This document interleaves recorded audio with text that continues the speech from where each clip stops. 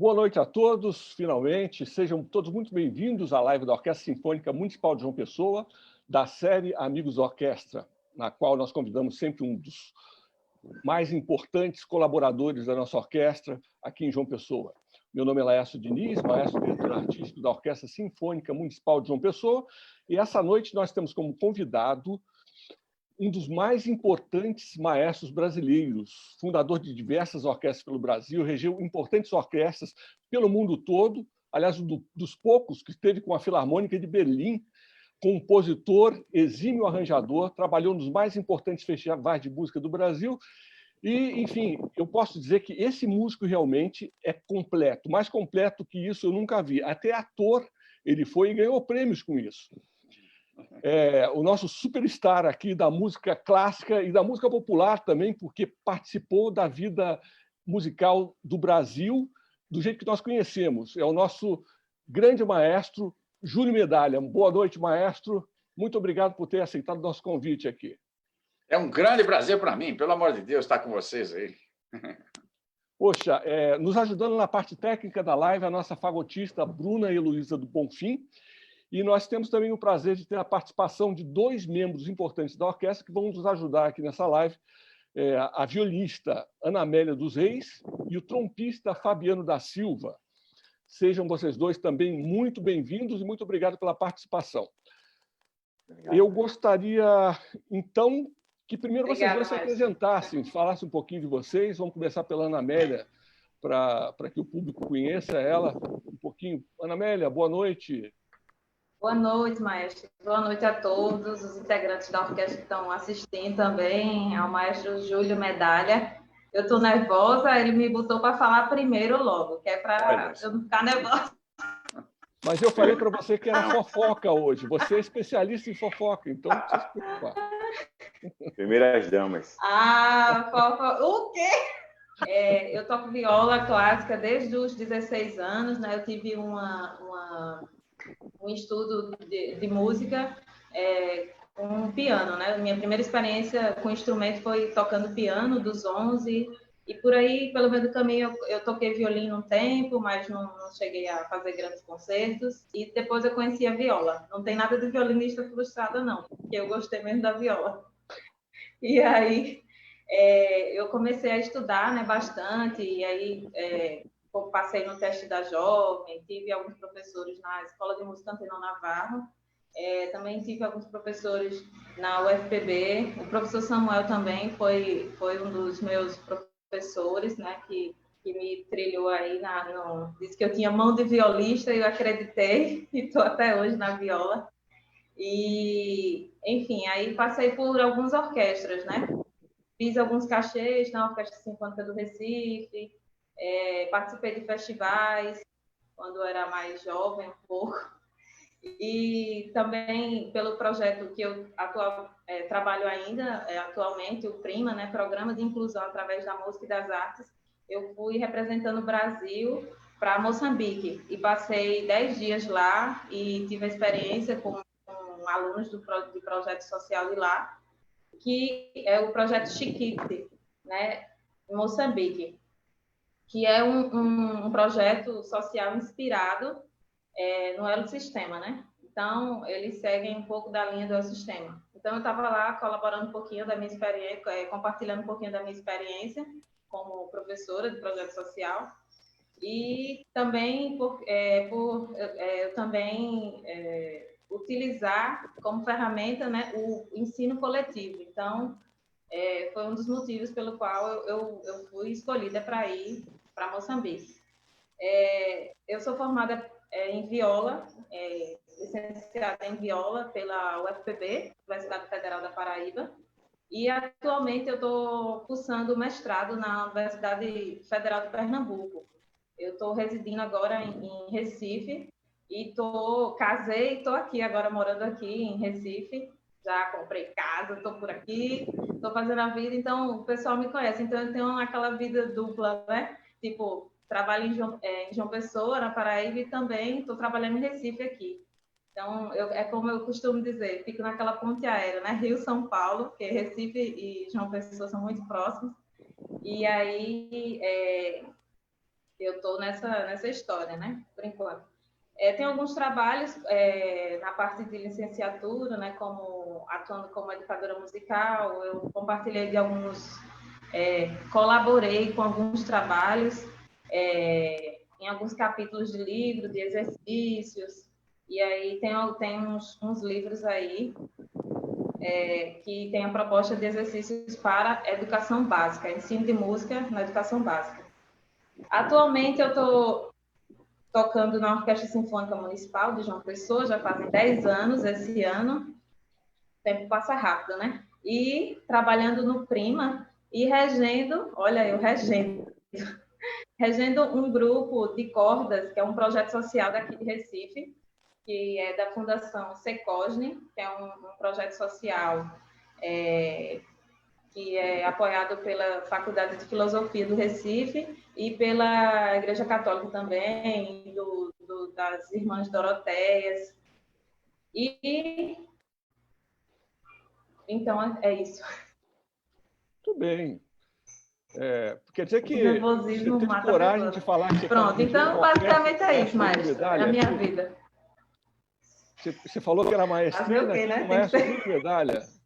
Não, é só tocar viola, é gente fina, né? É gente fina. Só tocar viola, é o mais nobre dos instrumentos, né? Mais nobre. Eu estudei viola com Ulrich Koch na Alemanha, que era o maior violista da Alemanha, né? É mesmo? Com Ulrich Koch. Tem gravações com a Filarmônica de Berlim como solista. Claro, conheço, pô. É famosíssimo. Essa eu não sabia. Vendo aí? Eu cheguei lá com ele tocando grandes concertos, ele falou, para tudo isso aí. Vamos começar de novo. Aí me punha tocando uma nota longa, assim, durante 10 minutos, assim, até tirar toda a sonoridade, etc. Esqueci tudo que eu fazia. Depois começou a me ensinar a tocar viola, umas posições desgraçadas, umas meias posições. E eu apanhava que nem louco. Aí, quando fui me adaptando com aquilo, aí realmente a minha viola multiplicou por 2 a sonoridade e as facilidades todas. Só um gênio como ele sabia passar para os alunos. É verdade. É um cara fantástico. O violista é famosíssimo. Fantástico também. Fabiano, antes de você começar, eu queria só avisar que o Fabiano é marido da Bruna, a nossa técnica da live aqui. Então, ele vai ter que se comportar muito bem hoje, né? Isso. Ele está em casa e... Não posso ficar muito à vontade, não. Não, fala um pouquinho de você, Fabiano. Bem, gente, boa noite, maestros. Boa noite. Hoje temos maestros aqui, né? Boa noite, professora Ana Amélia. Boa noite a todos que nos assistem nesse momento, o pessoal da orquestra, o pessoal que nos acompanha no Facebook. Obrigado pela presença de vocês. Eu sou Fabiano Silva, eu sou natural de Goiânia, Pernambuco, né? Apesar de não ter lá na entrada da cidade, mas a cidade de Goiânia é uma terra de músicos, né? Por lá passou o maestro Duda, e Guedes Peixoto, e por aí vai. Essa minha iniciação musical eu tive ainda em casa, muito novo, com meu irmão mais velho. O meu irmão mais velho é o professor Charles Roberto. Ele pegava no meu pé em casa para estudar música, e eu não tinha muito interesse e tal, mas aí, por algum motivo, ele, não, vamos estudar música aqui em casa. Eu comecei em casa, né? Aquela coisa de irmão. Passava uma lição e eu passava uma semana sem olhar no caderno, aquela coisa toda. Mas aí depois desse início em casa com ele, puxando minha orelha, eu dei complemento a essa iniciação musical na banda da Assembleia de Deus da cidade de Goiânia. E logo após eu fui para as bandas da cidade, né? Porque assim, todo músico é enxerido, né? Não, estou na banda da igreja, tá legal, mas eu quero participar das bandas de música da cidade. E aí fui participei da Curica, foi minha primeira banda de música assim da cidade, passei um bom tempo. Como todo músico de Goiânia, não pode deixar de participar das 2 bandas. Participei da Curica, participei da Saboeira, né? E daí veio a curiosidade para vir para João Pessoa estudar música e tal. Que temos o departamento de música aqui, né, da UFPB, que é um celeiro de músico assim, excelente. Daí vim para cá e vim tocando, estava trompete, aquela coisa toda de trompetista, né? Mas aí tive a oportunidade de conhecer a trompa. Aí as portas se abriram, não? A gente costuma dizer que a gente vem para a luz. Me perdoe os trompetistas, mas os trompistas, quando a gente sai de trompete para a trompa, a gente chega na luz. Daí para não falar muito, que a gente quer ouvir o maestro, queremos ouvir o maestro. Então, eu fui para a banda do Exército, já como trompista. Por lá eu acho que fiquei 8 anos como trompista da banda daqui do 15. É um quartel aqui do Exército, aqui de João Pessoa. Daí, pronto. Aí fui para a UFPB. Eu sou aluno do bacharelado em trompa da UFPB, da classe do professor Cisneiro Andrade. Aí eu já passei por orquestras como a Orquestra Jovem da Paraíba, a Orquestra UFPB, que é a orquestra do Departamento de Música, aqui da Federal. Já participei como músico convidado da Orquestra Sinfônica da Paraíba. Hoje, atualmente, tenho o prazer de participar da Orquestra Sinfônica Municipal de João Pessoa. Essa orquestra que, além de ser uma orquestra, é uma grande família. A gente se sente muito feliz por participar dessa orquestra. E também não poderia deixar de falar dos meus projetos sociais, né? Sou professor de trompa do ASM, né? Que é a Ação Social pela Música, e também sou professor de trompa do projeto Prima, assim como a professora Ana Amélia. Vamos parar por aí, vamos ouvir agora o nosso maestro, né? A gente tem que ouvir o maestro. Isso aí, gente. Então, a gente tem o nosso maestro aqui, eu tenho uma admiração absurdamente grande desde que eu comecei a estudar música. Né? Começou desde aquela novela Bravo, que foi antes de eu começar a estudar música, que o maestro tem uma participação super intensa. E, se falando em músico completo, eu tenho até vergonha, enfim, quando a gente compara com outras pessoas, porque completo, tudo bem, mas completo assim, compositor, arranjador, ator, violista, maestro, conta essa história aqui para gente. E com tantas histórias maravilhosas também. Se é para começar desde o início, como ela fez, desde o início. A música começou na minha casa por um mero acidente, né? Minha mãe tinha lá uma empregada doméstica que veio do interior de Minas.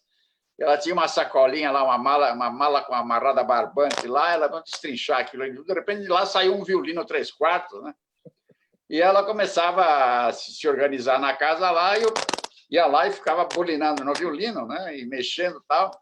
Aí eu comecei e só tinha uma corda no violino, porque estava tudo desmontado, né? Mas assim mesmo eu comecei a tocar Noite Feliz, dava para sair mais ou menos Noite Feliz sem ter estudado, né? Aí me encantei com aquela caixinha barroca, né?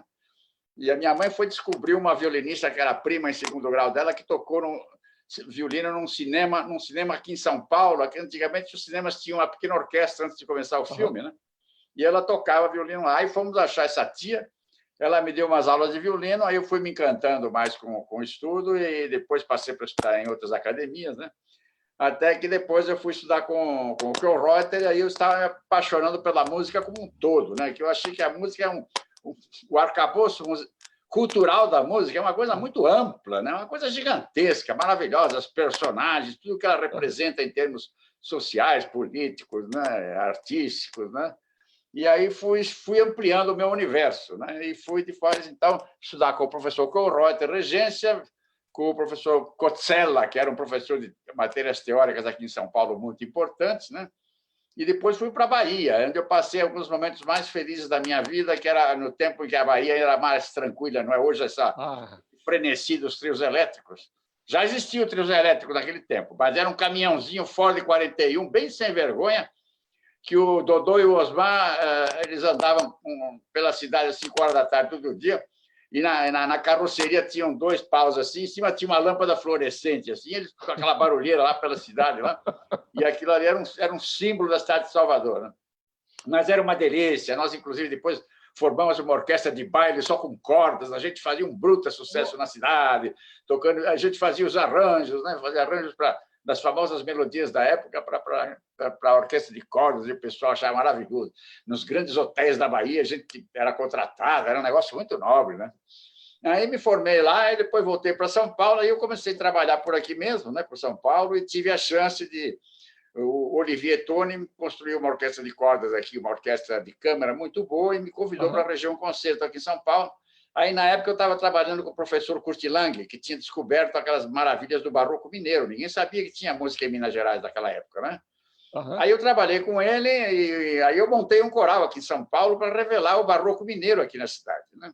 E aquilo foi um bruto de um sucesso, porque as pessoas não sabiam que naquelas igrejas maravilhosas também tinham profissionais que atuavam como artistas fazendo música, porque nos nos arquivos das igrejas não tinha nada, mas a gente ia pelo interior de Minas, com o professor Curtilang, num jipezinho vagabundo que ele tinha comprado, e a gente encontrou em casas de família uma porção de armários abandonados lá, onde tinha música, onde tinha papel velho guardado, que eles vendiam em época de São João para fazer fogos de artifício, porque papel velho queima fácil, né?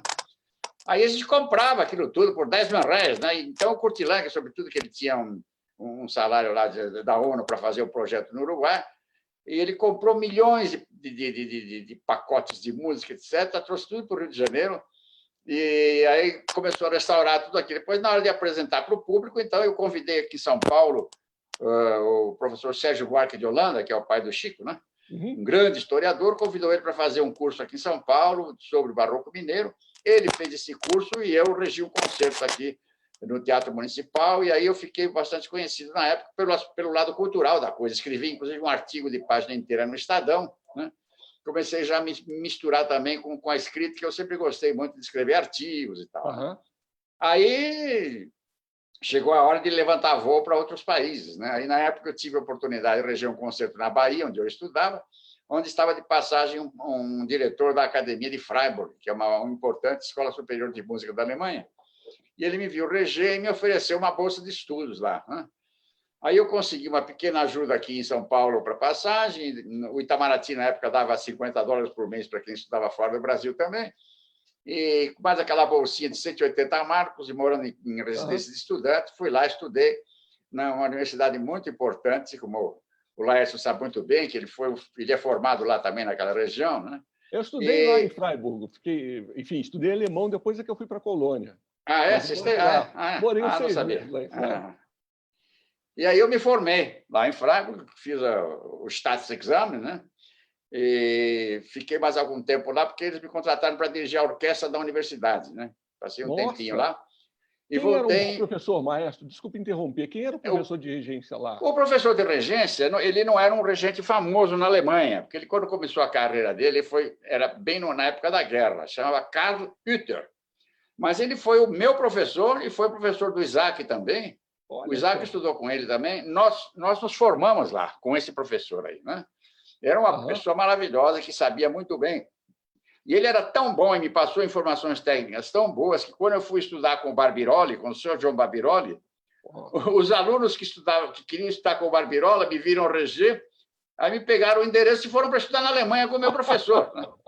Eu acabei servindo de ponte para eles lá na Alemanha, né?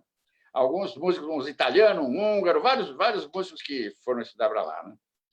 E aí depois, na segunda metade dos anos 60, eu voltei para o Brasil e comecei a vida profissional aqui. Né? Comecei a reger orquestras aqui e tal. E tive até um programa de televisão aqui na TV Record, no tempo em que a TV Record era o que é a TV Globo hoje. Fiz um programa de música sinfônica, com a Sinfônica do Teatro Municipal, onde eu inventava uma porção de coisas curiosas, né, para transformar o concerto sinfônico num espetáculo quase circense. Né? Eu pegava e escrevia uma área de ópera falando sobre o Corinthians, a vitória do Corinthians sobre o Santos depois de 11 anos, né? E punha um barítono cantando. Né? Então parecia Puccini, né? Mas na realidade ele falava no português macarrônico a desgraça do Santos, que perdeu para o Corinthians mesmo com o Pelé. Né? Coisas desse tipo. Eu peguei um espala da orquestra.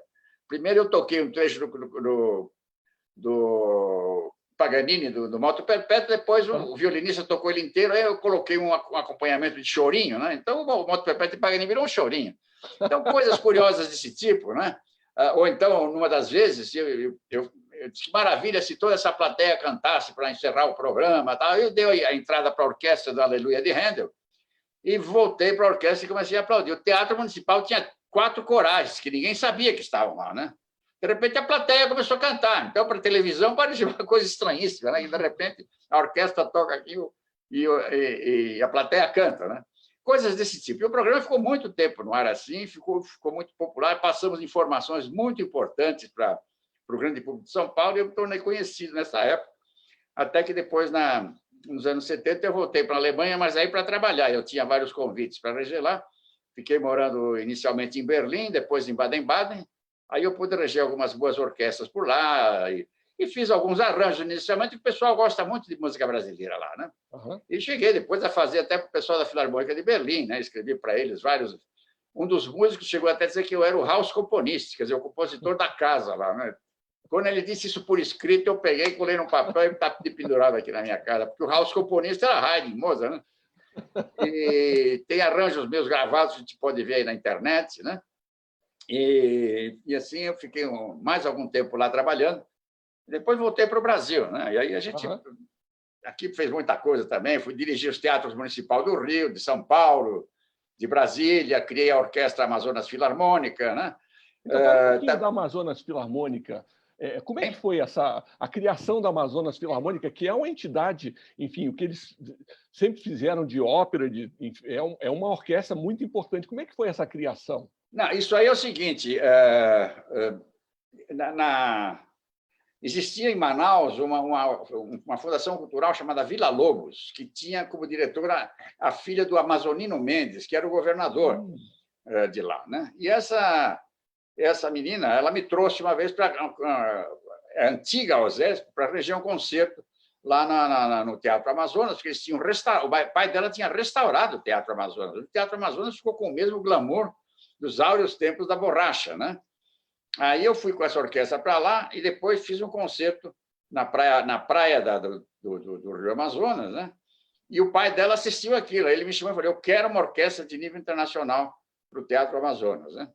Evidentemente que eu fiz alguns concursos aqui no Brasil, né, para ver se brasileiros queriam ir para lá, mas os grandes músicos brasileiros já estavam todos acomodados nas nossas grandes orquestras, né? Então, aí eu fui para algumas... Eu ia reger o Guarani na Ópera Nacional da Bulgária, naquela época, né? Então, eu fui para lá e falei: olha, espalha aqui na Europa Oriental que eu venho buscar músico daqui a um mês, porque naquela época estava aquela passagem do comunismo para o capitalismo, então muitas orquestras estavam fechando, então estava sobrando músicos lá, né? Aí, quando eu voltei para buscar músicos lá na Europa Oriental, fui em Sófia, Minsk, Moscou e outras cidades, eu pensei que eu ia encontrar jovens prontos, maravilhosos. Não, estavam os professores na fila lá, né? Então, em pouco tempo, eu montei essa orquestra, em 3 meses, montei essa orquestra do Teatro de Manaus, e 6 meses depois a gente se apresentou aqui no Festival de Campos do Jordão, e o Arnaldo Cohen tocou um concerto de Beethoven e falou: essa é a maior orquestra brasileira, melhor orquestra brasileira, né? Foi realmente uma época muito brilhante, né? E fiquei lá muito tempo, até que depois eles vim por outras razões, eu saí de lá e voltei para cá para voltar a dirigir o Teatro Municipal de São Paulo. E hoje se transformou, evidentemente, num polo de ópera muito importante, né? E aí eu continuei fazendo outras coisas também, né? Eu gosto muito de escrever, né? Escrevi já 5 livros também, faço parte da Academia Paulista de Letras, aliás, muito honradamente, ocupando a cadeira que foi de Mário de Andrade, né? Que foi grande intelectual brasileiro, grande pianista e grande escritor e grande poeta, né? E fazendo outras atividades que têm a ver. Participei também do movimento tropicalista, onde eu fiz aqueles arranjos para o Caetano, né, e para o Gil, numa época em que a música popular brasileira tinha um grande significado cultural, né? No tempo da ditadura, a música popular brasileira ela ameaçava mais a ditadura do que os próprios jornalistas e intelectuais do país, né? Porque ela tinha a inteligência da música popular brasileira, né? Eram todas pessoas de alto nível, não eram mais aqueles cantores e compositores espontâneos dos morros, né? Mas eram pessoas de formação cultural de altíssimo nível, né? O Caetano, o Gil, o Torquato. Das lives que eu fiz até agora, eu acho que é mais fácil, porque é tanta história para contar que a gente fica até um pouco perdido, né? O maestro Júlio Medalha, ele tem... não vou dizer, não é nem que seja a facilidade de se comunicar, isso é óbvio, mas ele tem as histórias também para contar. E nesse vídeo, no final dessa live, eu vou colocar um vídeo, que é um vídeo na qual o maestro tem...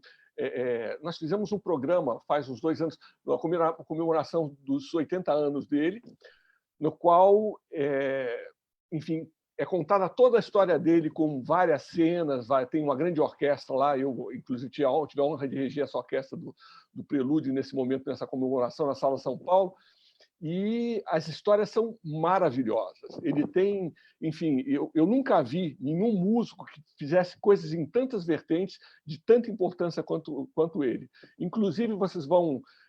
uma das coisas que acontecem na vida dele é o fato dele ser ator. Ele fez um filme é o Retorno da Múmia, eu acho que chama. É um filme brasileiro. E, assim, você rola de rir. Ele ganhou um prêmio do APCA como o melhor ator coadjuvante com esse filme.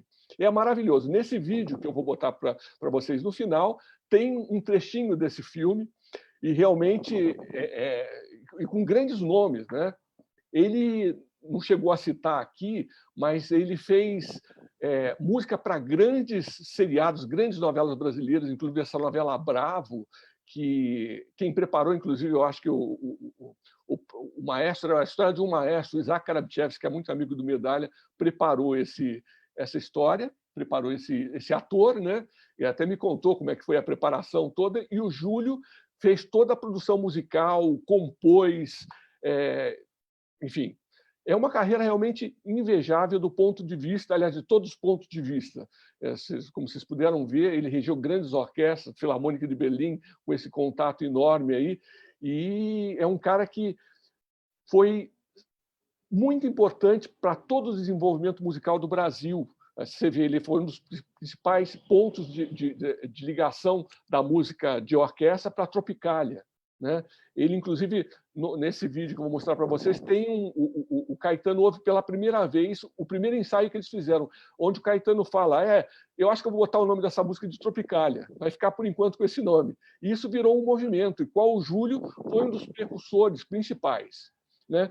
Eu vou fazer o seguinte, enquanto ele saiu um pouquinho agora, está tentando resolver as questões técnicas, eu vou colocar esse vídeo, que dura mais ou menos 11 minutos, aí depois do vídeo a gente volta, então, para lá, e já então com o maestro Júlio Medalha. Deixa eu compartilhar aqui a tela. A família Medalha descende de modestos imigrantes italianos vindos da Calábria e de Nápoles.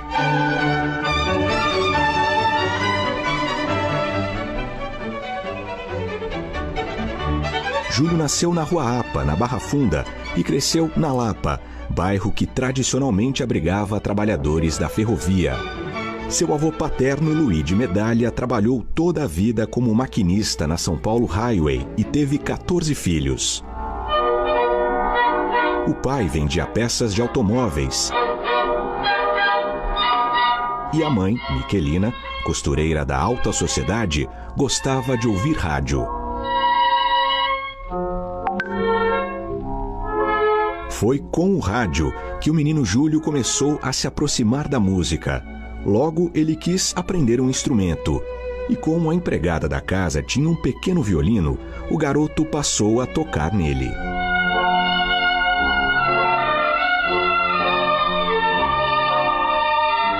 Uma prima da mãe, que fez parte da orquestra do Cine Avenida, lhe ensinou os primeiros acordes.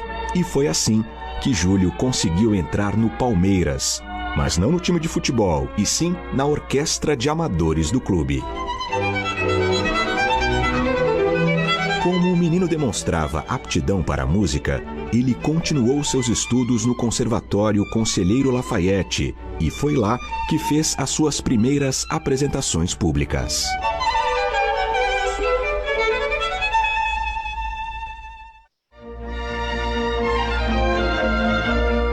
Durante o período que passou na Europa, Júlio Medalha estudou com regentes importantes como Sir John Barbirolli e Pierre Boulez.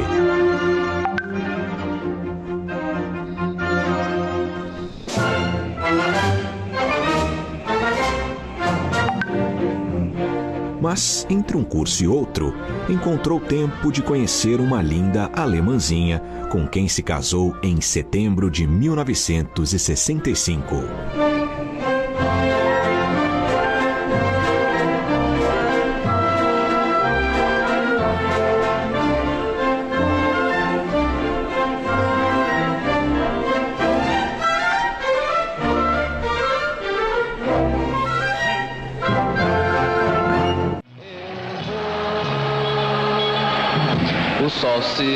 Em 1965, Júlio Medalha volta da Europa e encontra o país em polvorosa. Uma juventude inconformada põe tudo em xeque, aqui e no mundo inteiro. Estudantes, hippies e rebeldes estão nas ruas. No Brasil, Entre a censura da ditadura e os protestos das passeatas, os festivais da TV Record tornam-se o polo da vida cultural do país.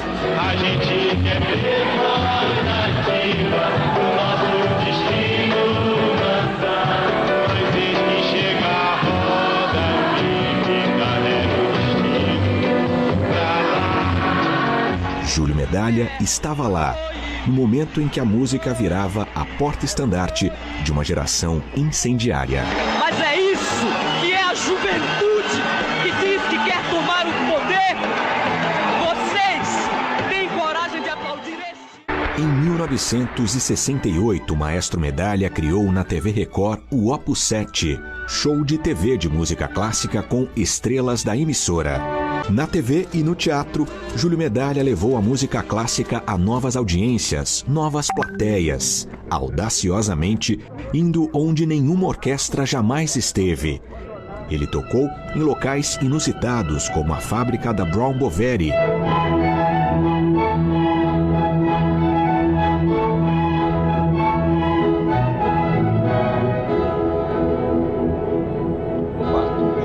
Ou a Marquise do Ceasa. Tá tudo certo, ele está aguardando. Aí depois, eu descobri, eu ia te perguntar uma coisa, mas descobri. Compôs mais de 100 trilhas sonoras, inclusive para grandes sucessos da televisão, como Os Imigrantes, Grande Sertão Veredas e numa novela ambientada nos bastidores da música clássica, Bravo, de Janete Claire.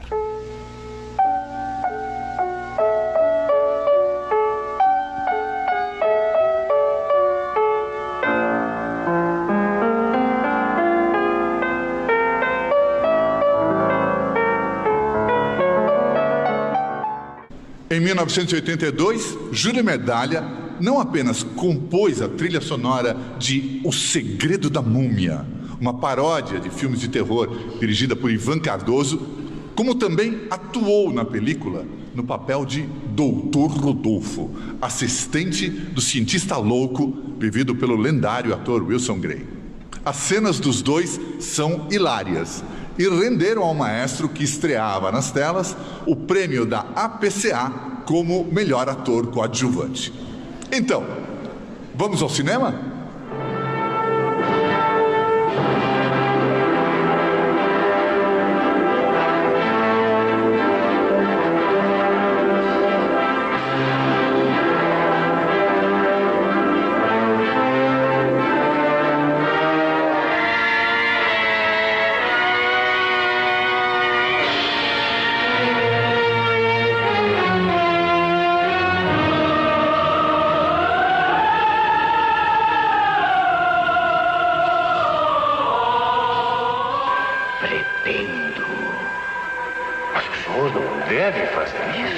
Digno da minha genialidade. A eterna luta do homem contra a morte. Eu faço experimentos. O negócio é experimentar. Eu não suporto ficar nem mais um instante longe de você, meu querido. Mas esse é um suplício que temos que enfrentar. Ao seu sucesso, querido.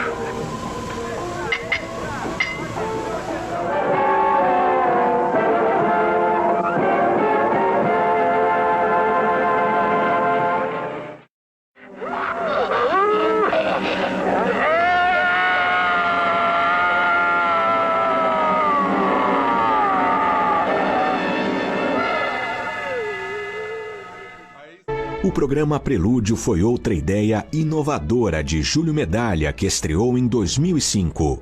Um programa de calouros de música clássica único na TV em seu gênero.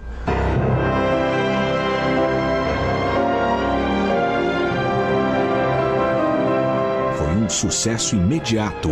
Ao longo destes 13 anos, centenas de candidatos se apresentaram.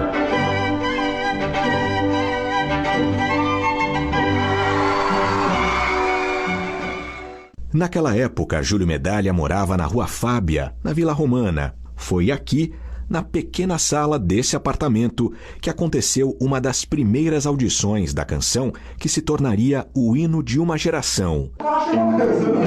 É isso! Mas é isso! isso que eu disse, é um happening constante. Quando o cara menos espera, vai acontecer um monte de negócio. Viva!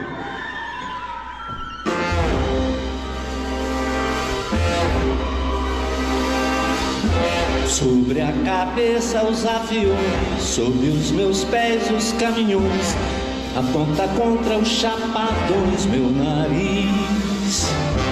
Eu organizo o movimento, eu oriento o carnaval, eu inauguro o monumento no Planalto Central do país.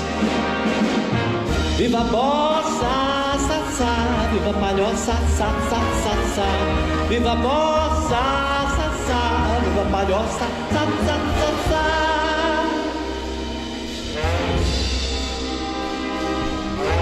O monumento é de papel crepom em prata, os olhos verdes da mulata, a cabeleira esconde atrás da verde mata, o luar do sertão. O monumento não tem porta, a entrada é uma rua antiga, estreita e torta. No joelho uma criança sorridente, feia e morta, estende a mão. Viva a mata, ta, ta, viva a mulata, ta, ta, ta, ta. Viva a mata, ta, ta, viva a mulata, ta, ta, ta, ta.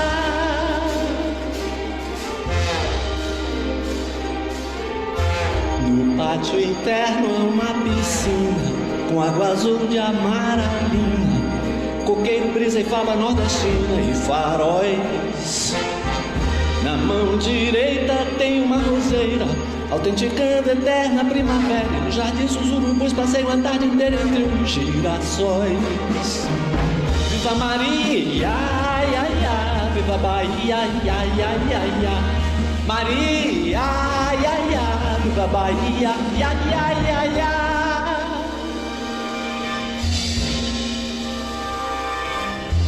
No pulso esquerdo, bang, bang, em suas veias corre muito pouco sangue, mas seu coração balança um samba de tamborim. Emite acordes dissonantes pelos 5.000 alto-falantes. Senhoras e senhores, ele põe os olhos grandes sobre mim. Vive Iracema, mamá, vive Ipanema, mamá, mamá. Iracema, mamá, vive Ipanema, mamá, mamá.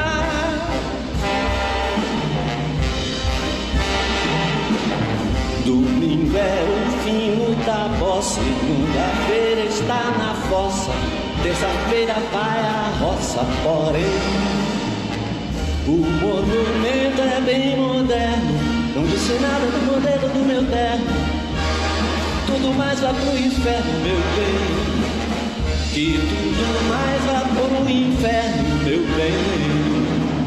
Viva a banda, da, da, Carmen Miranda, da, da, da, da. Viva a banda, da, da, Carmen Miranda, da, da, da, da.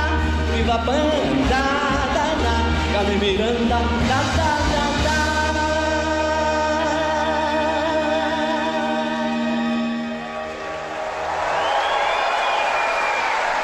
Bravo, maestro. A gente adiantou um pouquinho o filme aí para, enfim, algum problema técnico que teve aí com a transmissão, mas eu acho que foi legal para o pessoal ver as imagens, né?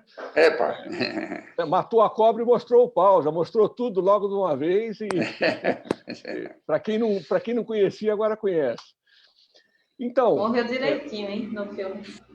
Foi uma rápida passagem pela música popular aí, na época em que a música popular brasileira tinha um significado cultural muito grande, né? Hoje em dia, infelizmente, os meios de comunicação assassinaram a música brasileira, né? Com um repertório medíocre. Mas a música não morreu, não. Está cheio de gente por aí fazendo música boa no país. E aí no norte, então, nossa senhora, Recife e João Pessoa, Paraíba, o que tem de música aí não tem no mundo inteiro, né? Nossa, mãe, mais musicalidade do que tem por aí não tem em nenhum outro lugar, não tem a menor dúvida, né? Não, isso você fala com conhecimento de causa, né? Desde a Amazônia até Rio Grande do Sul, você já conhece tudo, enfim, já teve em praticamente todas as orquestras brasileiras, as mais importantes, né? E o que eu acho incrível essa capacidade de conseguir juntar as coisas, juntar o teatro com a música, juntar, enfim, utilizar a ópera não só da maneira da forma normal que a gente usa. Eu sei que o senhor fez vários experimentos com música popular, com ópera, com música clássica. Você mesmo falou várias vezes aí. Ana Amélia, até o Márcio voltar, fala um pouquinho aqui do que você viu agora desses vídeos do Maestro. Eu acho que foi uma surpresa para muita gente, né? Você vê ele como ator de cinema, você vê ele fazendo coisas que a gente nunca imaginou, enfim, a importância dele na música popular. Fala um pouquinho sobre isso. Quais foram as suas minhas considerações? Eu achei incrível, né? Quando eu estava buscando um pouco a mais do que eu sabia da história de vida dele, ele é um artista completo, né? É uma pessoa que atuou, que compôs, que fez arranjos, que tocou, que regeu, né? É um artista completo. E às vezes eu fico pensando, eu queria ter nascido naquela época, porque a gente desfrutou de muita coisa boa, né? A gente passou por coisas também complicadas, né? Os festivais, aquela questão do tropicalismo, ele estava lá, né? Do lado ali, ele até compôs também algumas coisas para Caetano Veloso, essas coisas. Teve uma parceria com Maísa também, que foi uma das coisas que eu digo, essa fofoca eu vou perguntar. Então, mas a questão, assim, eu acho que em qualquer época, todos os tempos são fáceis e difíceis, mas uma pessoa como ele, eu acho que é da pessoa. Os tempos também eram difíceis, a gente vivia numa ditadura, enfim, e depois da ditadura, todos os problemas que vieram, ele conseguiu passar em cima disso tudo e realizar coisas assim que você não imagina. De repente, você fazer uma ópera, eu fiz com ele essa ópera aqui num campo de futebol, com milhares de pessoas, coisa maravilhosa. De repente vem uma ideia assim, ele não fica só no campo das ideias, ele arrisca e faz. Ele arrisca, já ia falar isso, fato, porque... Eu acho, esse fato é que traz artisticamente essas grandes novidades e consegue misturar tudo isso. Você imagina o cara se meter a ser, eu vou te falar se meter, porque ele tem toda uma carreira como maestro, de repente ele está fazendo um filme, isso é fantástico. Mostra que a arte não está presa em lugar nenhum. Enfim, é da personalidade da pessoa. Eu acho que pessoas como o maestro Júlio Medalha, a gente tem em várias épocas, né?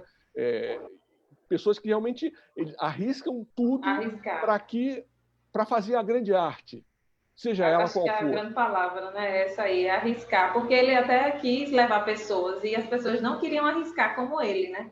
Exatamente. Como ele arriscou, né? Eu acho que o povo se arrependeu. O povo que olha para ele assim, ai meu Deus, era para ter ido junto com ele também. Não, mas é difícil, porque, enfim, ele está em tanto lugar, faz tanta coisa.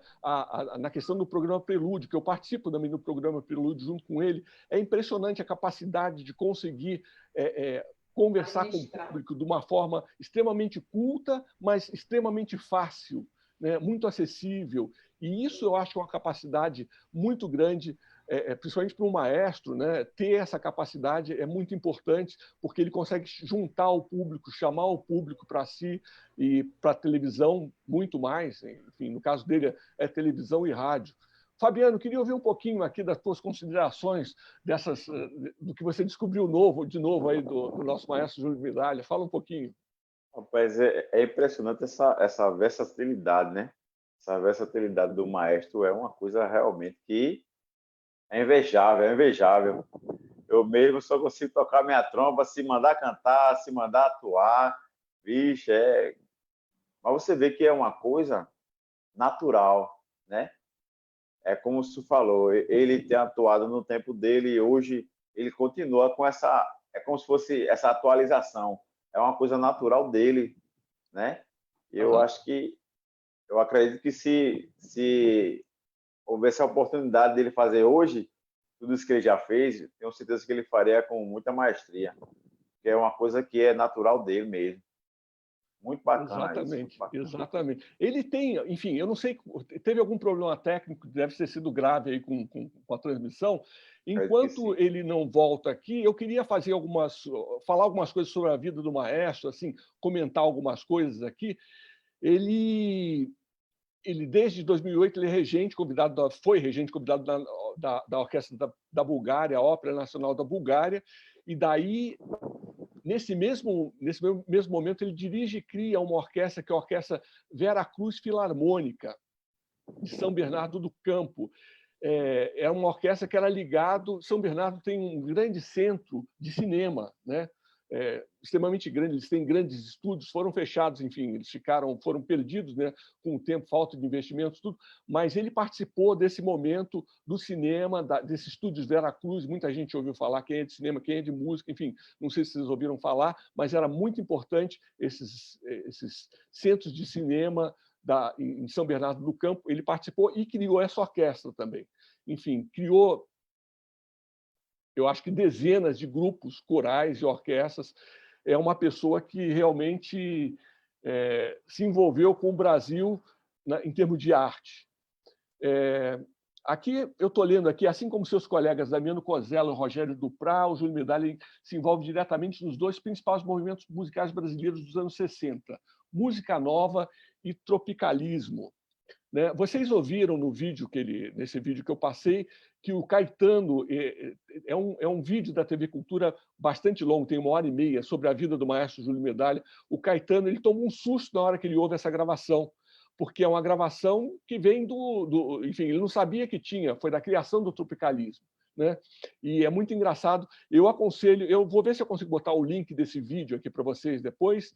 É muito interessante, é um programa que dura mais ou menos 1h30, sobre a vida do maestro Júlio Medalha, se passa na Sala São Paulo, uma grande orquestra e vários convidados. Aí a gente tem Isaac Krabchevsky que fala, o Gordo da Globo fala também, até manda um beijo do Gordo para ele. Várias pessoas importantes entram nesse cenário desses 80 anos, essa comemoração, e é muito bonito, vale a pena ver. Enquanto o maestro não vem, eu não sei se vocês, quem prestou atenção, ouviu que ele falou do Rogério Duprá, dessa busca por partituras no Brasil, no Barroco Mineiro, e ele foi um dos grandes incentivadores, e ele pegou várias dessas partituras e conseguiu editar essas partituras. Eu tenho aqui uma gravação, que é desse programa também, do qual ele faz um credo. O compositor está aqui, eu vou pegar para vocês. Enquanto o maestro Júlio...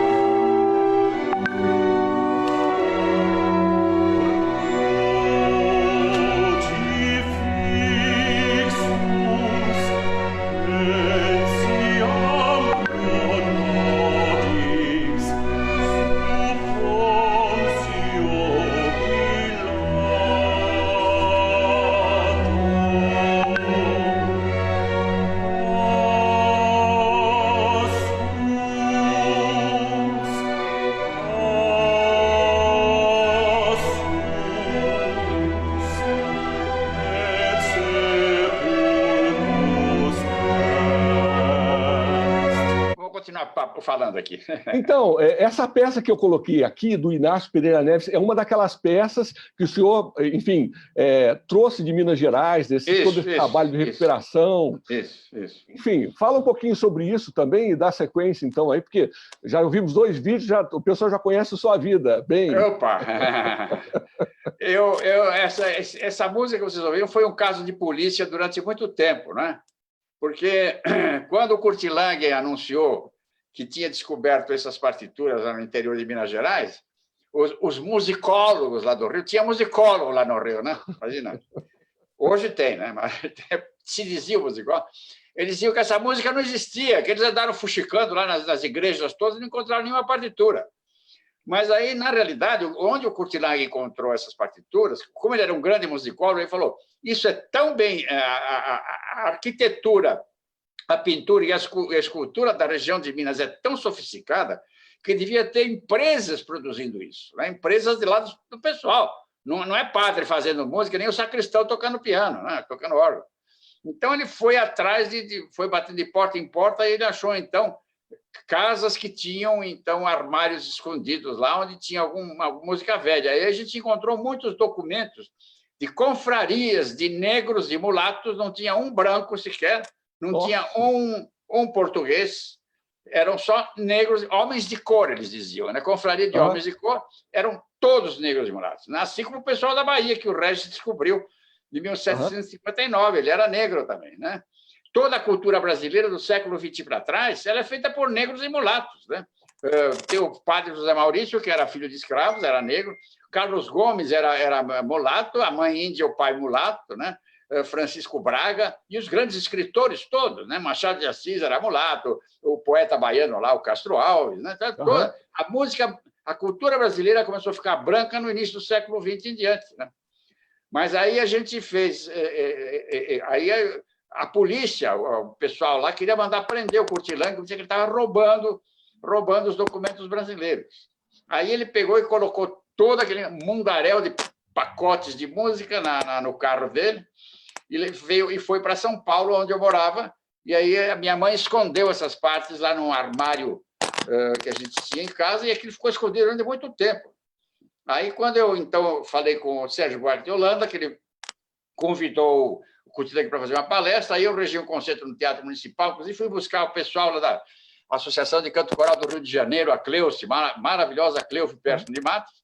Fizemos um grande concerto com essa música, eu escrevi um artigo de página inteira no Estadão, falando sobre... E colocamos as partituras no armário de vidro, assim, de vidro à prova de balas, né? Um armário blindado, né? E aí o público via as partituras, depois entrava e ouvia a música. Então, a partir daquele momento, não houve mais problemas em relação à música do barroco. Hoje, evidentemente, existem em Minas Gerais instituições maravilhosas que cuidam muito bem desse acervo aí, né? E mesmo no Rio de Janeiro, musicólogos maravilhosos aí, né? Mas foi um período de luta para implantar esse tipo de música no Brasil. Foi um caso de polícia. E dando sequência aqui nós tínhamos parado, eu acho que foi na época da Filarmônica de Manaus, né? O senhor falou sobre Manaus, depois falou sobre... Eu passei um pouquinho sobre os festivais, né? No vídeo que o senhor não estava, passamos sobre os festivais. Eu queria que o senhor falasse um pouquinho, porque é uma época muito importante e, basicamente, o senhor vivenciou todo esse momento e foi uma pessoa muito importante na música, representante da música nesse período da ditadura, então. Na realidade, nesse período, os anos 60, na segunda metade do século XX, representou mais ou menos a mesma coisa que a década de 20 representou na primeira metade do século XX, né? Foi um período de paz. Na primeira metade do século, depois da primeira Grande Guerra, 14 a 18, aí veio um período de paz nos anos 20, aí as populações resolveram soltar franga mesmo, aí o mundo entrou em loucura, em delírio completo, onde nasceram os grandes acontecimentos culturais do século XX. E na segunda metade do século XX foi a mesma coisa. Depois que acabou a guerra, os países se organizaram mais ou menos na Europa, e a década de 60, então, explodiu, com provocações culturais as mais interessantes, né? No final da década de 50, as artes do mundo inteiro elas caminhavam para uma espécie de implosão cultural, né? O cool jazz era aquela coisa refinada, com poucos instrumentos, alguma frasezinha aqui, outra ali. A bossa nova, né? Se você vê os arranjos do Jobim da bossa nova, tinha uma frasezinha aqui, uma frase de violino aqui, uma frase de trombone ali. Um cantor que não era cantor, João Gilberto, cantava para dentro, não era um Orlando Silva, né? A poesia concreta, uma página branca gigantesca, 3 ou 4 letras espalhadas na página, uma coisa muito discreta, né? A arquitetura do Niemeyer era aquela coisa branca, assim, com as linhas muito sóbrias, né? E os prédios em cima de pilotis parecia que estavam boiando no ar, assim, né? Quer dizer que o cinema era o tempo da Nouvelle Vague. A Nouvelle Vague era um cinema com poucos atores, poucas palavras, poucas imagens, pouca produção. Quer dizer, tudo também implosão, tudo com poucos elementos e muita expressão. Os anos 60 foi o contrário, foi a explosão, né? Começou com a loucura do rock, que pôs tudo pelos ares, né? E foi aí chegando até na segunda metade da década de 60, onde e por influência da Yoko Ono, lá com os Beatles, então eles resolveram partir para uma explosão de ideias gigantesca que envolveu todos os tipos de comportamento, de ideias políticas, sociais, etc. E no Brasil teve o tropicalismo, né? Que foi o que o Caetano e Gil lideraram, que foram me procurar para fazer os primeiros arranjos. Então, aí, e a gente foi muito contestado na época, queriam até mandar prender a gente, que diziam que a gente era comunista e coisas desse tipo, né? Então, foi um período onde a cultura popular ela tinha muita importância na movimentação cultural como um todo, né? Então, não era só uma questão de cancioneirismo jovem, era uma questão de um movimento que fazia realmente, que provocava todos os tentáculos da movimentação social do país. Então, foi um período muito brilhante e os festivais da Record representavam essa movimentação toda e, curiosamente, o público brasileiro entrava em cheio na coisa. Quanto mais subia a qualidade das músicas, mais subia a audiência. Quer dizer, o público brasileiro não é tão imbecil como o pessoal acha que é. Os donos das máquinas de comunicação hoje em dia, das rádios, das televisões, das gravadoras, eles acham que eles têm que abaixar a qualidade da música para vender mais, né? Se o cara compra, ouve um pouquinho, joga fora e compra outro, né? Naquele tempo, não. O Festival de 67, que tinha o Alegria, Alegria, que é arranjo meu também, né? Tinha Domingo no Parque, tinha Roda Viva, Ponteio do Edu Lobo, que eram músicas deslumbrantes. Deu 94% de audiência no Ibope. Nossa! Isso aí foi parar no Guinness Book como a maior audiência da televisão no mundo, né? Quer dizer, quanto mais subia a música, quanto mais a música era um agente de provocação cultural, social, política, comportamental, etc., mais o público entrava naquela jogada toda, né? Então, foi um período muito brilhante, né? Que criou, inclusive, uma geração que até hoje está presente aí, né? Foi nessa época que o Caetano me procurou para fazer o arranjo da música Tropicália que você viu lá em São Paulo, né? Nós passamos aqui também. O vídeo foi passado com o Caetano, o senhor Regino. Sim. Caetano, eu passei aquele vídeo também. E aí, o senhor está falando dessa difusão da música, né? Agora, eu queria, para o público mais jovem, que conhece o senhor, muita gente através do programa Prelúdio. O programa Prelúdio é um centro, ele consegue catalisar o pensamento de vários jovens em cima e unificar. Eu queria saber que o senhor falasse um pouquinho desse programa maravilhoso. Aliás, tem vários paraibanos participando lá do Prelúdio, né? Vários deles já foram lá participar, felizmente. E fizeram um bonito papel, né? Exatamente. Aliás, o primeiro concerto que eu regi, quando eu voltei da Alemanha, depois que eu estudei, foi em João Pessoa, no teatro lá como é que se chama aquele teatro da cidade? O Teatro Antigo. É um teatro pequeno. É o Santa Rosa? É Santa Rosa? É um teatro tradicional. Teatro Santa Rosa. E o regente naquela época era aquele músico maravilhoso chamado Carlos Veiga, foi ele que criou a primeira orquestra da Paraíba, né? Ele chegou, inclusive, a criar uma orquestra sinfônica maior. A orquestra cresceu com músicos daí da região, aquela metaleira daí de cima, que é uma loucura, que não tem igual no Brasil inteiro, né? Aquela orquestra suava. Eu era diretor de Campos do Jordão, do Festival de Campos do Jordão. Quando eu trazia a Orquestra da Paraíba para tocar aqui em São Paulo, o pessoal ficava babando de ver a qualidade da orquestra, né? Incrível. Infelizmente, ele ficou muito chateado com muita coisa na vida, foi morar lá em Paquetá, lá na Bahia, lá, e não quis mais saber de música. Mas ele foi o primeiro criador do movimento orquestral aí na Paraíba, né? E foi aí que eu fiz meus primeiros concertos também. Era uma orquestra mais reduzida, né? Tinha aquele Tarcísio Buriti, que era um grande governador, ele era, inclusive, músico e tal, né? Um homem que tinha grande interesse por coisas culturais, construiu esse centro maravilhoso que tem aí, né? Um centro gigantesco cultural, né? Então é isso, quer dizer... o filho dele, inclusive, vai ser o Maurício Buriti, vai fazer a próxima live. Ele vai que bom. Deve estar feliz de ter ouvido isso aí, porque realmente o pai fez coisas, enfim, muito importantes. Marcaram época, exatamente.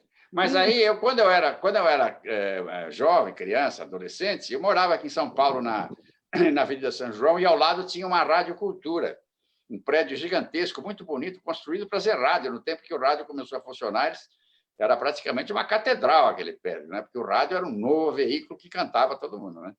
E essa Rádio Cultura antiga, que era particular, ela tinha uma orquestra, uma pequena sinfônica. Aliás, todas as grandes rádios do Brasil tinham orquestra, inclusive aí no norte do Brasil. Quando eu estudei na Bahia, lá com o Col Rotter, ele tocava violino na orquestra da Rádio Sociedade da Bahia, né? E aí a gente, nesses programas de rádio que existiam na Rádio Cultura, tinha um programa de calouros, que chamava Peneira Rodine, patrocinado pela Ródia. E aí eu ficava encantado de ver aquela competição e nunca saiu da minha cabeça a ideia de fazer uma competição entre jovens da música erudita, né? Então, como eu estava aqui na Rádio Cultura fazendo um programa já há mais de 20 anos, um programa na estação de rádio, eu propus à direção para fazer um programa de calouros também para música erudita. Então, inventamos o Prelúdio, que você colabora de uma maneira muito especial para a gente, né? E a gente pôs essa meninadinha na frente da orquestra. Acontece que, quando foi feito o primeiro, que foi uma beleza, aliás, os 4 que ganharam estavam nas finalíssimas, estão todos grandes músicos no Brasil e até no mundo, né? Aí eu falei, será que o ano que vem tem gente aí, né? Na realidade, vieram mais 150, 200 músicos por ano. Quer dizer, tem uma geração nova de músicos no Brasil que é uma maravilha. Enquanto a música popular brasileira é esse lixo que a gente ouve nas rádios aí, né? Essa porcariada, esse sertanojo aí, e aquele falso pagode, aquele hip-hop, aquelas merdas lá do funk, punk, ramp, que é uma traição na música brasileira, traição à África, inclusive, aquilo não tem nada de africano, aquilo ali é um besterol que vem da periferia lá de Los Angeles, e o pessoal compra os videozinhos e fica fazendo um subproduto do lixo americano, quer dizer, realmente é uma coisa horrível, né? Mas existe, na área da música popular, na música erudita, muita gente estudando, e vocês aí que dão aula, vocês que estão em todos esses movimentos que vocês citaram aqui, que ela está também, e que ele está, vocês estão criando uma nova geração de músicos brasileiros, que é uma coisa maravilhosa. Brevemente, todas as boas cidades brasileiras vão ter boas orquestras, né? Então, isso é realmente, o Prelúdio pode dar uma boa contribuição, sendo uma galeria dessa nova geração de músicos, e como você viu, meninadinha chega lá com muita segurança, né? Chegam lá tocando, comendo os instrumentos, às vezes até correm até demais, né? A gente precisa correr atrás, às vezes, porque estão tanto entusiasmados que eles saem correndo na frente. E a gente sai atrás. Mas eu acho que a música erudita vai muito bem no Brasil, melhor que a popular, né? Poxa, Ana Amélia, você está louca para perguntar para o maestro, já falou umas vezes aqui, antes de começar a live também. Fique à vontade agora. Ana Amélia e Fabiano. Para perguntar. Maestro, fala, meu amor. Então, a gente sabe que na sua vida, né, na sua história de vida, aí, o senhor foi muito próximo da grande cantora Maísa. Sim. Eita, fofoca, né? O maestro ficou brigando comigo, dizendo que eu era fofoqueira. Aí, eu fiquei curiosa em saber, assim, da proximidade que o senhor teve com ela, se mudou seus conceitos sobre a relação entre o universo da música erudita e a popular, ou o senhor já caminhava por esse âmbito, mesmo antes de conhecer ela, e qual a sua forma de pensar atualmente sobre o mesmo discurso? Eu vi que o senhor tem até composições, né, com ela também. Na realidade, quando o meu relacionamento com a Maísa foi no final dos anos 70, né? Quando eu voltei da Europa, depois, porque nos anos 70 eu fui para a Europa outra vez, passei mais 5 anos trabalhando lá na Alemanha, regendo orquestras, e fazendo arranjos, e fazendo trilhas sonoras e tudo, né? Quando eu voltei na segunda metade dos anos 70, aí que eu praticamente assumi a direção musical da TV Globo, né? E a Janete Claire que era uma grande noveleira daqui do Brasil, que fazia as melhores novelas, mais famosas e mais populares, ela escreveu uma novela sobre a vida de um maestro, né? Aí o Boni me pediu para fazer, que o Boni era o diretor-geral da TV Globo, pediu para compor um grande concerto sinfônico para a abertura da novela, que vocês ouviram um trechinho agora. Então, eu compus um concerto à la Tchaikovsky, né? Que parece um pouco o primeiro concerto de Tchaikovsky, parece Rachmaninoff, só que dura 1 minuto e meio, né? Porque era o tempo da abertura, né? E aí eu participei na elaboração da trilha sonora dessa novela, né? E ela, nessa época, ela morava no Rio e ela escreveu uma letra para essa abertura da novela, porque a novela, esse tema da novela, ele acompanhava a novela toda, ela pôs uma bonita letra para esse tema que tocou um trechinho aqui agora, né? E no final, quando chega o grande finale da novela, ela tinha um trecho da novela que o casal se encontrava e se apaixonava outra vez, e eu escrevi mais uma pequena seresta, né? No fundo, eu tinha escrito essa seresta para o Quinteto de Sopros da Filarmônica de Berlim, né? E eles gravaram, inclusive, em Berlim, essa seresta. Mas aí ela ouviu aquela seresta, achou maravilhosa, e ela pôs uma letra muito bonita, né? Isso tem na internet hoje. Se vocês colocarem Elisete homenageando Maísa, né? No YouTube, aí aparece a Elisete Cardoso cantando essa música. Mas nessa época eu já tinha tido um relacionamento com a música brasileira popular no tempo do tropicalismo. Quer dizer, aí foi só esse momento de relacionamento pessoal com ela, em consequência dessa novela, e outras coisas mais aí, né? Fabiano. Estamos aqui. A minha pergunta para o maestro é até um pouco particular, assim, curiosidades. Eu gostaria de saber, maestro, como é que tem sido sua rotina, já que estamos nesse período agora de isolamento social, né? Mesmo com essa flexibilidade que está tendo, a flexibilização que está havendo, ainda estamos nesse período de pandemia, né? Eu gostaria de saber como é que tem sido seu dia a dia, como é que o senhor tem feito para se atualizar. O meu dia a dia é igual a todas as pessoas do mundo, né? Ninguém pode fazer mais nada, para ficar em prisão domiciliar sem tornezeleira eletrônica, né? Mas eu estou aproveitando para... Uma editora aqui de São Paulo, Global, me encomendou uma autobiografia, né? Então, eu já fiz essa autobiografia, já escrevi, vai ser de umas 500 páginas, mais ou menos. Vai se chamar Vim, Vi e Regi, né? E isso está lá no forno já. Não acenderam o forno ainda, porque ninguém está trabalhando, né? Está tudo trancado lá, as portas da editora, né? E agora também uma outra editora pediu para mim que ela quer publicar um outro livro com os meus artigos da revista Concerto, porque na revista Concerto, que dá todas as informações da música erudita no Brasil inteiro, né? Eu escrevo uma crônica mensal desde a fundação da revista. Então, tenho quase 300 artigos escritos sobre os mais diversos assuntos, né? E revendo esses artigos, eu comecei a ver que tem muita informação que pode ser muito útil para as pessoas, né? Informações, porque nesses 300 artigos eu abordei todos os campos, os terrenos, os atalhos, os mínimos detalhes da música brasileira. Então, tem muita informação numa linguagem fluente, não tem nenhuma literatice, nada, muito agradável de ler. Então, vai ser feito um segundo... Estou preparando 2 livros agora, que vão ser publicados aí no fim do ano, se a pandemia deixar. Maravilha. Tenho feito alguns arranjos também. Tenho feito alguns arranjos. Agora, um pessoal da OSESP me pediu para fazer um arranjo da música Dios Nonino, do Piazzolla, né? Também um quinteto de sopros lá da Inglaterra também me pediu para fazer um outro arranjo de uma outra música do Piazzolla, porque como a Filarmônica de Berlim gravou 7 composições minhas, né? Então, vira e mexe, alguém ouve no mundo as coisas e me pede mais músicas para mim escrever, ou como composição, ou como arranjo, né? Agora, gravei para os 12 violoncelos da Filarmônica de Berlim também. Eu fiz alguns arranjos de música brasileira, né? Aquele famoso Mourão do Guerra Peixe, eu transcrevi para 12 cellos. Dios Nonino, o Dios Nonino está até na internet, se você ver lá, a Dios Nonino, arranjo, Júlio Medalha, aparece, né? Tem os cellos da Filarmônica de Berlim tocando, né? Fiz também o famoso ponteio do Cláudio Santoro, né? Eu transferi para 12 violoncelos e o pessoal se diverte tocando isso aí, né?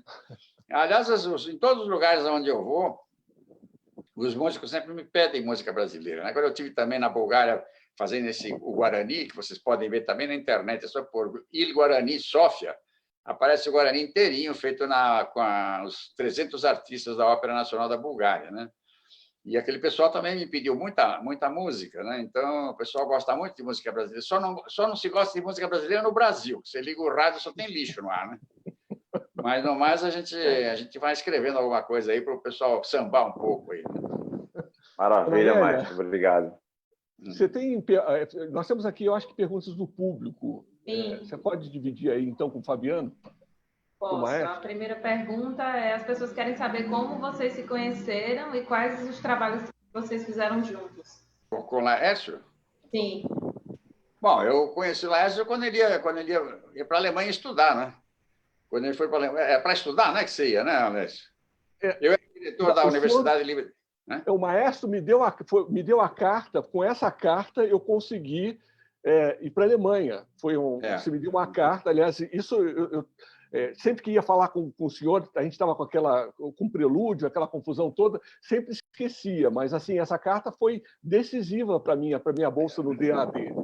Né? Ah, não sabia. Sim, foi decisiva e me ajudou bastante. Aliás, lá também com os professores. Né? Uma carta de recomendação escrita em alemão, que eu tenho guardadinha aqui até hoje. Ah, que bom, que bom. Fico muito feliz de saber disso, porque você é um grande músico e a Paraíba tem a sorte de poder ter uma pessoa como você aí do ponto de vista artístico e humano. Você realmente é um patrimônio da música brasileira e ainda bem que está na sua mão, porque no nosso terreno musical a gente vê cada figura regendo a orquestra aí que dá vontade de mudar de profissão, né?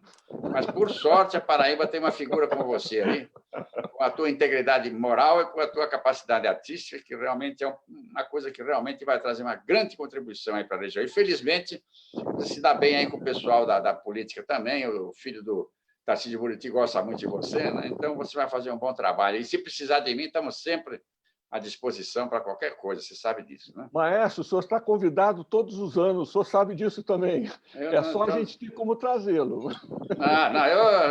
Olha, eu ando de bicicleta pela região aqui, quem sabe eu posso ir de bicicleta para aí também, a gente está com um pouquinho de esforço a mais, eu chego aí Ou então vou a nado, né? Também tenho piscina aqui em casa, nado de vez em quando. Mas a nada você vai passar em Recife, eu tenho tubarão lá, cuidado. Tem o tubarão, então não dá, né? Então eu vou de avião mesmo, pronto. Ana Nélia. Acho que o Fabiano vai fazer uma pergunta agora. Fabiano vai fazer uma pergunta agora, isso. Eita, tem aqui do nosso professor Rossi, Heitor Rossi. Gostaria de saber do maestro sua visão da nossa música clássica após essa pandemia, que deixará tantos câmbios na produção, que ele escreve aqui, deixará tantos câmbios na produção e a apresentação das artes em geral. Pelo que eu entendi aqui, o professor ele quer saber a sua opinião, maestro. Como que será daqui para frente, né? Bom, olha, eu acho que se vocês forem estudar toda a história da música, eu não acho que tenha um compositor que tenha tido condições ideais para fazer as suas coisas. Mas lá o cara tem $1 milhão no banco, mora num palácio não sei aonde e faz sinfonias maravilhosas. Nada. Todo mundo apanhou muito para fazer música. Todo mundo. Todos os grandes compositores apanharam muito para fazer música. Verdi, quando ficou muito bom, aí ele até parou de compor, porque perdeu a graça para ele, porque virou político, foi cuidar da unificação da Itália e parou de fazer música. Né? Aí chegou o Carlos Gomes lá e, pumba, tomou o lugar dele e foi o compositor mais executado em escala de Milão. O Verdi até perseguiu ele depois, né? Porque chegou um ponto que ele competia com o Verdi, e em 3 vezes ele ganhou do Verdi. Aí, então é um caso sério. Né? Mas aí nós sempre todos os nossos artistas passamos a vida inteira lutando, porque não é fácil na nossa carreira. É fácil você emplacar uma carreira de música popular aí, sair cantando por aí e ganhar milhões. Né? Agora, ganhar a vida com dignidade, trazendo uma contribuição para a cultura do país, tocando trompa, ou viola, ou regendo orquestra, é uma coisa muito difícil. Né? Mas isso a gente enfrenta. Agora, não é só isso. Né? No meu livro, que vai ser publicado aqui, tem uma frase do Orson Welles, de uma entrevista que ele deu um pouco antes de morrer, e apareceu aqui na televisão outro dia. Ele diz: a minha vida foi esse é o maior cineasta da história, né? A minha vida foi de 90% de lutas e 10% de realizações. Toda a revolução que ele fez no cinema cabe nesses 10%, né? O resto foi luta brava. E nós, que dependemos de empresas públicas, né? Que sabemos que vai uma nomeação, aqui muda um diretor de orquestra, coloca um chefe aqui ou ali, e na maioria das vezes por razões políticas e não culturais, a gente apanha mais ainda, né? Mais ainda. Várias vezes eu fui nomeado em grandes orquestras aqui para ser titular por razões culturais e sou trocado por razões políticas, né? Eu podia citar vários exemplos aqui que realmente, no próprio Manaus, depois que a orquestra funcionava maravilhosamente bem, um assunto completamente extramusical me fez afastar daquela orquestra, né? E estava suando maravilhosamente bem. Por sorte, eles conseguiram tocar o barco lá e hoje faz um bom festival de ópera, né? Mas em outros lugares também, eu fui diretor do Municipal do Rio de Janeiro, aí entrou o Brizola lá e quis fazer um populismo qualquer lá para fazer média com a população da cidade lá e me substituiu pela mulher de um assessor dele, coisas assim, uma pessoa que não tinha a menor condição de ser diretor do Teatro Municipal. Então, nós estamos subordinados a essas pressões aí da área política e assim, a gente sabe que no Brasil a política não é o que nós temos de melhor aqui no país, né? Agora, voltando ao que você disse, é que, na realidade, a gente tem que usar a pandemia para exatamente nesse momento de aflição, então, se esforçar em dar uma saída cultural, entende? E que nem te dizia a música do Gonzaguinha, né? Você me prende vivo e eu escapo morto. Na realidade, a gente tem que aproveitar os momentos de dificuldade porque também ficar parado em casa assim, tomando sol, a gente não consegue, não está no nosso espírito, né? Quem é músico tem sempre a inquietação na cabeça, né? Isso, maravilha. Ana Amélia? Então, tem um psicólogo aqui assistindo nossa live e ele tá comentando que ele orienta os pacientes dele que tem altos índices de ansiedade ao ouvir Primavera e Outono de Vivaldi. E ele está dizendo que tem resultados efetivos para redução desses scores, né? Desses resultados aí. Está perguntando como vocês, maestros, avaliam a importância da música como ferramenta terapêutica em época de pandemia. Eu gostaria de mandar para ele, se ele tiver deixar com vocês algum e-mail, algum endereço de WhatsApp, um artigo que eu escrevi sobre Freud e a música, né? Porque o que eu achei de mais curioso na história da música é que o Freud, que iniciou as grandes investigações da alma humana, né? Numa época onde Viena era a capital cultural da Europa junto com Paris. A virada do século XIX para o XX, Viena era um vulcão de ideias, né? Assim como Paris era a Belle Époque, né? Então, em Viena morava... Bom, tinha primeiro Mahler, Brahms, tinha Schoenberg, Weber, tinha os grandes autores das grandes operetas, Lehar e Afonso P, todo esse pessoal, né? Depois veio a outra geração dos dodecafonistas.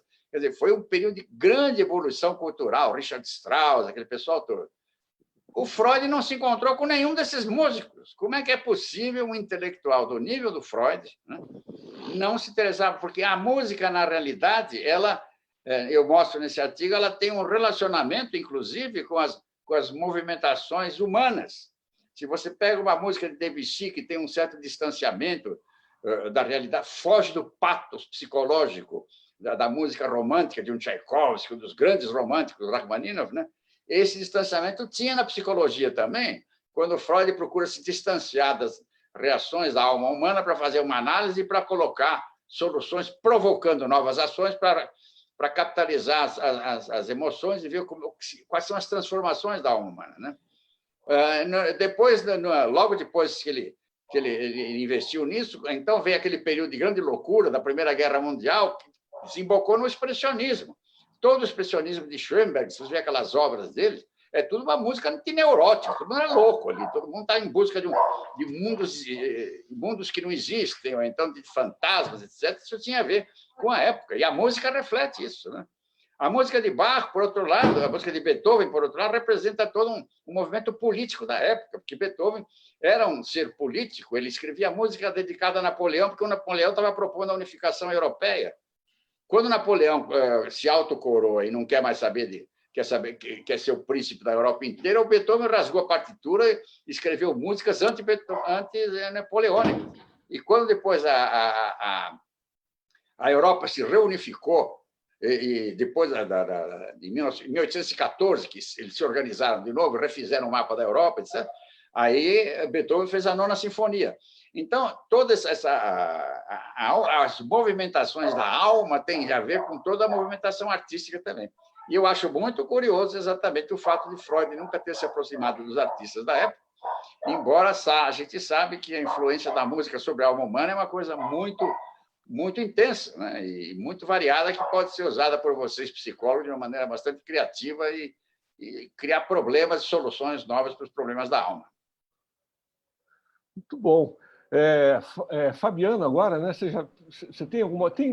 a gente tem muitas perguntas, mas porque eu acho que a gente está chegando já no final da live, passou bastante tempo aqui, e o maestro não contou nem metade das histórias que ele tem para contar, nem um quarto. Eu tenho uma fagotista que está cuidando aí dele. Quem é a fagotista? A Bruna. A Bruna está escondida aqui atrás da... Bruna, eu preciso falar com você, viu, Bruna? Porque o teu instrumento quase me levou para a prisão, viu, Bruna? Conta essa história aí, maestro. Eu estava regendo lá em El Salvador, capital de San Salvador, lá na América Central, né? E já tinha acabado a Guerra Civil lá, né? Então, estava fazendo uma sétima de Beethoven lá, falei sobre esse Beethoven, que é o Beethoven agora pós-reunificação da Europa, né? Como eu falei agora. Então, estava todo mundo feio. Aí, um fagotista da orquestra me deu uma carona para o Hotel Caminho Real, onde eu estava. Aí, de repente, lá num dado momento, aí entrando numa rua lá, veio uma equipe de soldados, assim, um carro da polícia, com vários soldados. Eles pararam o nosso carro e fizeram a gente sair do carro, etc. E quando o fagotista, quando eles olharam lá dentro, tinha o fagote ali, aquilo ali, aí ele falou: o que é isso, aquilo? Aí o fagotista tirou o pacote assim e colocou no chão. Aí eles pensaram, quando abriu, falaram: isso é uma bazuca. Pensaram que era uma bazuca. E aí eu falei: não, isso é um instrumento musical. E, não, isso é uma bazuca, não sei o quê. Aí estava uma confusão, chamaram outro soldado, parecia que se monta um fagote e parece uma bazuca. Né? Aí, com muita dificuldade, ele foi montando os instrumentos e os caras com a metralhadora apontando para a gente. Né? Aí, quando o fagote estava montado, aí que eles apontaram, de repente essa porra explode aqui, né? Vai soltar fogo aqui, alguma coisa. Aí o cara pôs a palheta na boca e começou a tocar Cielito Lindo. Aí os soldados começaram a dançar em volta do fagotista e aí ficaram fazendo uma festa a noite inteira lá, tocando lá, lá, lá, lá, lá, lá, lá, lá, lá, lá, e fomos a pé pro hotel e não fomos presos porque não era uma bazuca, era um fagote. Ô, maestro, essas histórias aí, vou te contar. Eu acho que se a gente ficar umas 3 noites conversando, vai ter muitas dessas aí. Né? Tem muitas. Esse Guarani que eu fiz na Bulgária, que eu falei para vocês verem na televisão, aconteceu uma coisa curiosa também. Num dos dias, num dos ensaios ali, eu fiz uma modificação na partitura, que a gente tinha cancelado um pequeno trecho, a gente refez um trecho, porque as partituras da Itália são terríveis, né? Muito mal impressas e mal copiadas. E eu fui para o meu estúdio lá, para o meu camarote, para o meu camarim na Ópera Nacional da Bulgária, e fiquei corrigindo aquele negócio, refazendo, colando o selinho ali, para no dia seguinte fazer. Aí, quando eu acabei aquilo, eu saio e vejo que as portas estão fechadas, as luzes apagadas, não tinha mais uma desgraçada, uma alma viva ali dentro. Aí eu começo a circular por dentro daquele prédio ali, que parecia um mausoléu, né? E tudo escuro, eu não sabia onde acender a luz, pegar o telefone e ligar para Búlgaro, lá vou saber como é que funciona o PBX lá da Bulgária, porra, né? E fiquei andando, fiquei horas e horas, e não sabia como sair de lá de dentro, né? Até que uma hora eu fui para um porão, né? Sempre com a luz que entrava por uma fresta, assim. E no porão tinha um restaurante dos músicos, né? Aí fui me aproximando de um lugar, consegui acender uma luz, e tinha uma saída para a rua, que era um alçapão, onde eles abriam para colocar os mantimentos para o restaurante. Também estava trancado, mas aí eu consegui abri ali, graças a Deus não tinha chave, consegui abrir, né? E blum, joguei ele para fora e subi em cima de umas cadeiras e consegui pular e sair na rua. Aí o pessoal me via saindo de madrugada dentro do chão lá da praça Alexandre Neves, que pensavam que era um fantasma. Não era, não. Era só um pobre músico querendo ir para casa dormir depois do ensaio maravilhoso. São histórias da vida, né? Que a gente coleciona aí. Não, essa coleção, o senhor já me contou algumas aqui que a gente morre de rir, e, enfim, são sempre muito diferentes. E, maestro, eu queria, no final dessa live aqui, ouvir, então, as suas considerações finais, se o senhor quiser falar alguma coisa, e fica à vontade. Os últimos minutos aí são seus. Não, foi um enorme prazer estar com vocês aí. Espero poder estar também pessoalmente quando acabar essa praga toda aí. Vamos trocar ideia, vamos trabalhar junto aí, vamos fazer uma coisa bonita, porque o povo nordestino, sobretudo essa região aí de Paraíba e Pernambuco, é muito musical, né? E os meios de massa estão destruindo essa musicalidade, pondo essa porcaria no ar aí que eles colocam para ganhar dinheiro, né? E não podemos destruir essa musicalidade natural, porque a musicalidade natural das pessoas ela é muito frágil.